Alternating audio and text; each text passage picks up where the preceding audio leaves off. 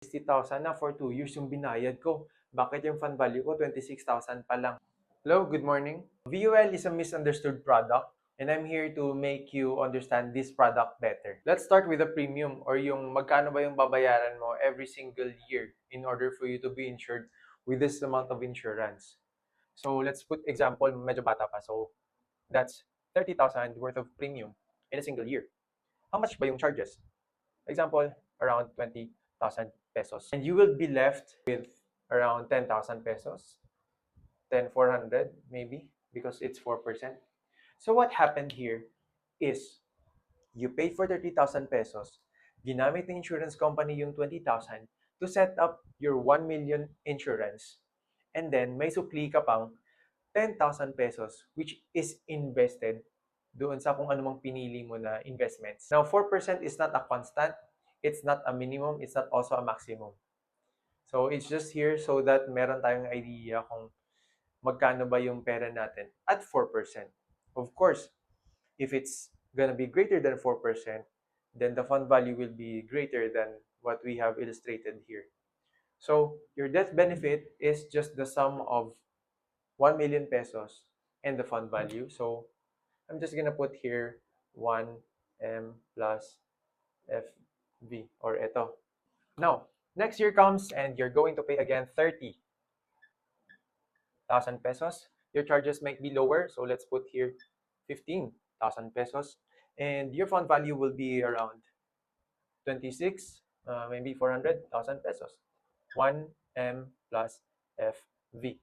What happened here? Since you're on the second year already, nag-ease out na unti-unti yung charges mo. Kasi na-set up mo naman na siya, yung insurance, sa year 1. Now, since there's smaller charges, mas malaki na yung matitira sa 30,000 pesos mo.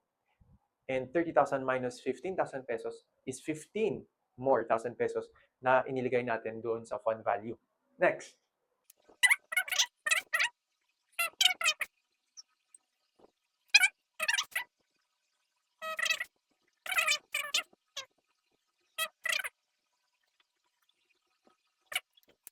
Common misconceptions dito sa VUL, akala nila they're just investing their money. Now, I just shown you na hindi lang ito investments kasi merong charges. Ito yung pambayad natin doon sa 1 million na insurance for that particular period. And then, saka pa lang tayo makakapag-invest. Now, a lot of people are angry, siguro dahil hindi nila naintindihan na insurance pala yung kinukuha nila, hindi lang basta investments. So, yung madalas na nakikita ko is pinagko-compare nila how much they already paid. Example dito, 60 pa lang, 60,000 na for 2 years yung binayad ko. Bakit yung fund value ko 26,000 pa lang? Ganyan. So, hindi ganun nag-work yung VUL insurance. It's more of, doon sa 2 years na yon, you were insured for 1 million pesos that in case na may mangyari sa'yo, your family could receive 1 million pesos. And since we are on the better scenario na walang nangyari sa'yo, you can still have, at least, have fund values. And after all, kinuha mo naman yung insurance para in case na may mangyari sa'yo, may maiiwan kang at least 1 million pesos. Isa pang major key benefit nito is the flexibility. Example, nasa end of third year ka and ganito yung fund value mo. And tatanungin mo yung financial advisor mo, parang maso-short ka next year. So you cannot be able to pay this. Hindi mo siya mababayaran. Now, the good thing about VUL is since ganito lang yung cost of insurance mo for next year, and kasya siya dito sa fund value, pwede lang na hindi ka magbayad for next year.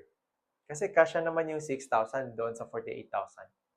And this is where we keep on getting feedbacks like nagugulat sila, may mga death benefits silang na re-receive kahit na ang tagal na nilang nag-stop magbayad doon sa insurances nila. So the answer is because, ma'am, sir, your insurance policy is a VUL policy. May mga fund values pa kayong nandyan para mag-cover doon sa charges for the remaining years. Now, kung may insurance policy ka na VUL and initially, hindi mo naintindihan yung policy mo, I hope this video made you understand VUL better.